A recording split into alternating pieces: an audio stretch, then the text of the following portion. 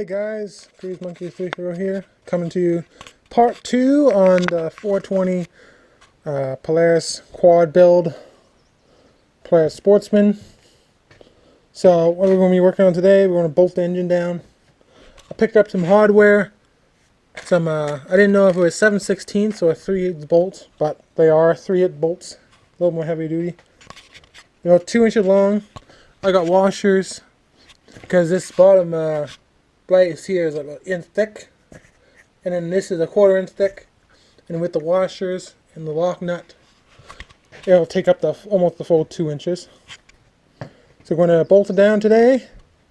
I'm going to move the exhaust on this side, hook it up, make a custom exhaust for it, then work on the throttle linkage, I think, and maybe even get to the airbox. Hook the airbox up in here, or move the battery on the front and hook it up there. We'll see what's going to happen. But yeah, so I'm going to get to work on bolting it up. It's pretty easy, so yeah. Okay guys, I'm going to be taking these 3/8 bolts and shoving them up from underneath. It's going to be way easier that way. Some of them won't go down because the block is in the way, but it's going to be simple enough.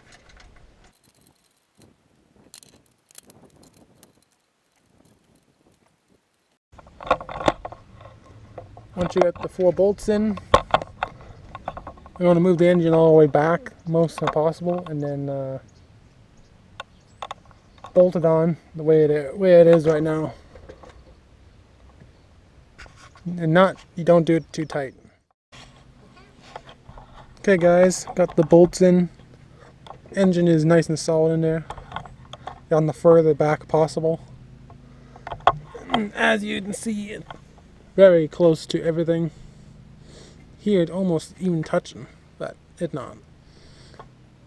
The throttle linkage works, everything, not touching. And you can see on the other side the carburetor is close, but it's not that close. So yeah, and the engine is not touching the transmission, so it shouldn't get too hot. Yeah, so she's in. I'm gonna work on the exhaust, I think, now. Just gonna run a pipe from here 90 degree all the way to here and swap that around.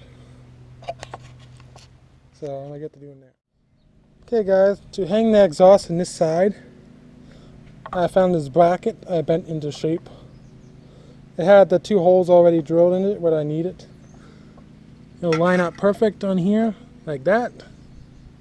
And then this will sit like that on the exhaust, and I'll just weld it around.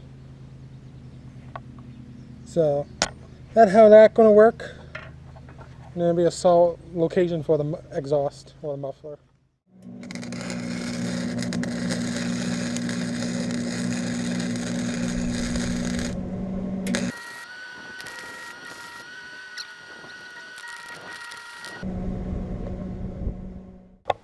Okay guys, got it welded on fully. I welded it so you can still take the grinder and grind it off if I want to put it back the way it was. But it's solid on there. You're not going to move. The exhaust come out here. Pass, not going to hit on anything. And exhaust here is on more of the top, closer to the frame, so I can just run a straight pipe right to the manifold. So I want to get the exhaust to fit under there and 2 springs and weld something together. Okay guys, got everything put together. Got everything here to get together. I got the 90 degree angle here. I'm going to be welding onto the flange I made out of a 1.25 inch washer. I'm going to weld that into there, nice and perfect. And once that into place, I'm going to be taking this 1.25 inch pipe, sliding that onto here, welding that solid. And that's going to go inside of the muffler about 2 inches, 2.5 inches. And this bigger washer they're gonna fit right in about there, and then then they can slide. This pipe can slide back and forth in that muffler a bit, about 2 inches, 2.5 inches, because I want this engine to move forward and back to tighten and loosen stuff. So I want that muffler to move with it, or the pipe at least. So yeah, that's the plan. Now I'm just going to weld it all together. Okay guys, got it all bolted and welded together. As you can see, all welded around here. Got the pipe going up to here. Got the washer under there.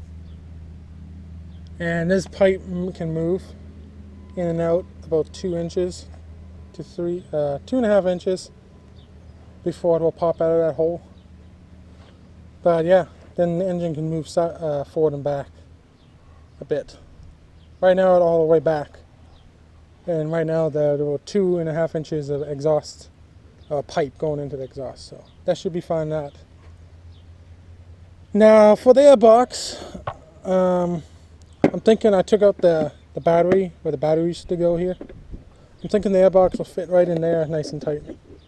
It fits nice, and then the intake will be coming out this way. So I'm thinking if I make an adapter, goes onto here, bolts on with a hose, I can clamp a hose onto it. Same with the carburetor, adapter piece bolts on, and then got a pipe for a hose to come off.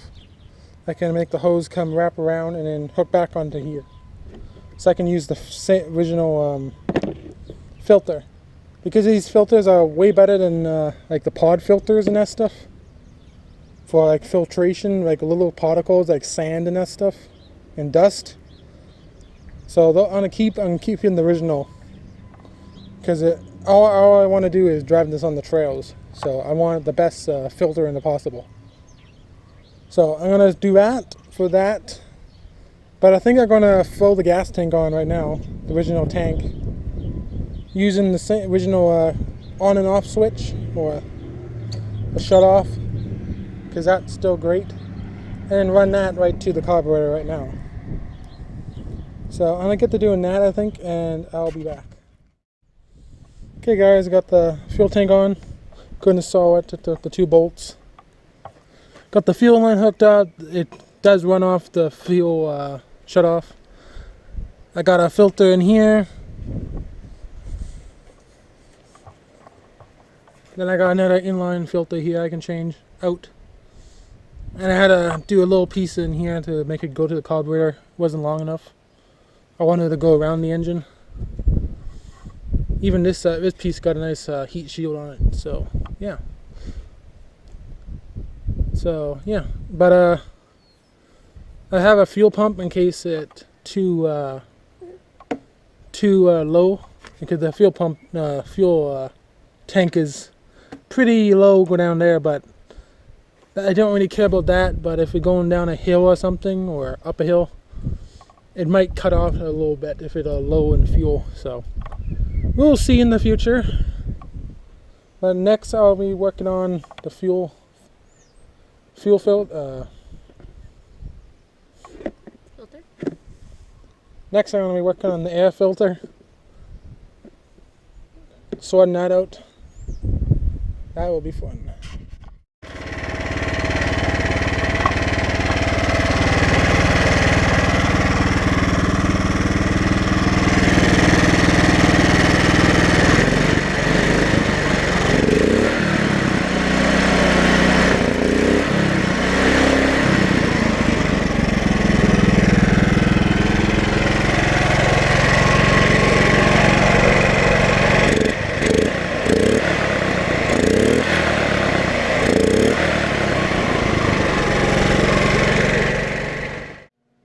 So what we're doing today is working on the carburetor, adapter piece, adapt onto here, and adapt onto the original filter, and run a small tube.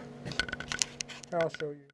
So what we got cooking over here is 2 big washers. I drilled out the center to 1.25 inches. I drilled 2 holes on each side, but off center, so it fits right onto the carburetor. Perfect, fresh. Center hole is matching the center hole in the carburetor. Then I got these 1.5" thin wall pipe or tubing. I'm going to be welding that onto there. So you can just slap it on and hook a tube right onto there. And that tube will go to the filter on the airbox. Same with this side. One of them will bolt onto the airbox, one of them will bolt onto the carburetor, and then connect them with a tube. And that should allow it to breathe. Okay guys, got them all made up. Welded up and painted. Just drying for a bit, and then I'm going to install them. Now the best way I've found out after all the years I own these type of engines is just slide it all the way on, like that, right against the rubber gasket. Then take some shims if you don't want to shorten these rods. You put the shims in there, and then take your nuts, your 10mm nuts, and tighten it down, and then you can clamp your hose onto there. Well, when you got it installed, as you can see, it doesn't affect the choke or the fuel shutoff at all. So now, I got it all bolted up. I'm gonna get a piece of hose, hook onto it, and I got the bracket on the other side, all bolted on, nice and solid. There's no O-ring on this one, so I put a little bit of silicone around. It'll be fine. I plug off that hose where it used to go to the fuel tank, which I'm running this fuel tank now. And this is that vent hose to go to the here. I'm just going to combine those two.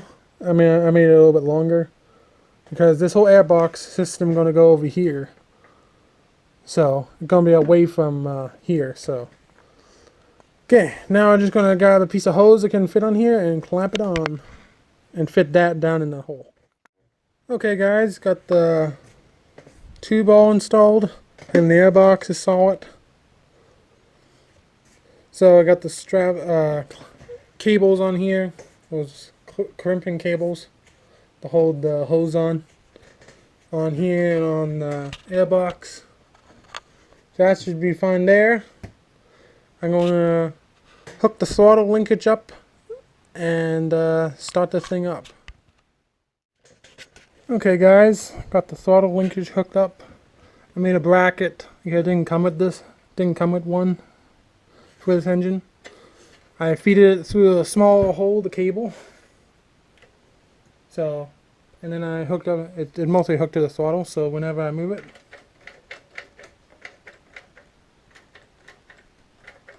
it'll move the throttle there. So that should be good. I adjust the spring a little bit. I bent the bracket back a little bit just to give it a little more power. But yeah, it returns. So let's fire the thing up. Choke on. Keys on. The electric started, not hooked up yet. But the pull start works good enough. Take choke off.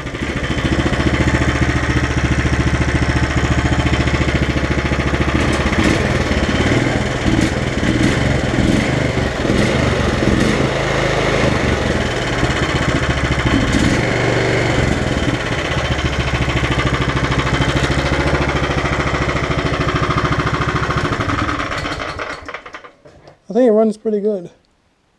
So I think next I'm going to maybe work on the key a bit, or I might just leave it there because why not?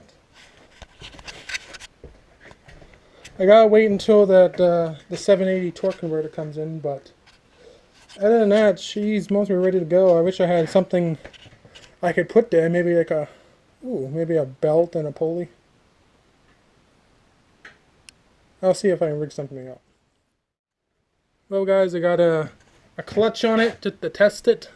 It's a centrifugal clutch. It's kind of janky, but it should work. I threw a belt on it, so that should work as well. So let's start the thing up. How would that work? Key on, shoot.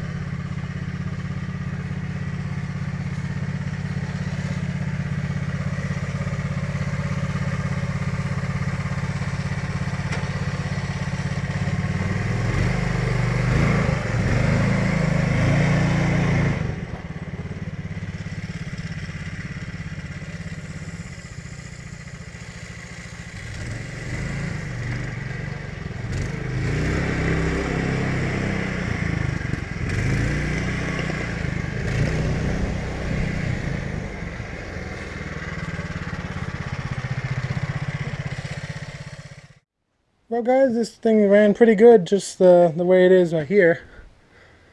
But once you get a 780 torque converter, then you got all the low end power and all the top end speed and that stuff. Right now then like somewhere in the high end on the secondary and pretty high on the firstendary. So yeah, this clutch was spinning too fast. It was struggling, but yeah, I can't wait for get the 780 torque converter. This thing is gonna be wild. But yeah, hope you guys enjoy, and I'll see you in the next one. Bye bye.